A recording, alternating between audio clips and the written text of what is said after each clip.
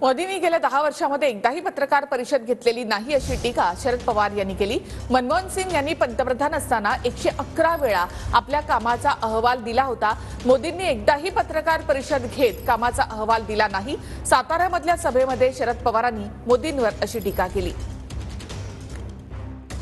Doctor Manmohan Singh प्रधानमंत्री असताना त्यांच्या 10 वर्षाच्या काळामध्ये 111 वेळा त्यांनी पत्रकारांना निमंत्रण दिलं आणि आपल्या कामाच्या संबंधीचा आढावा हा त्यांच्यासमोर घेतला।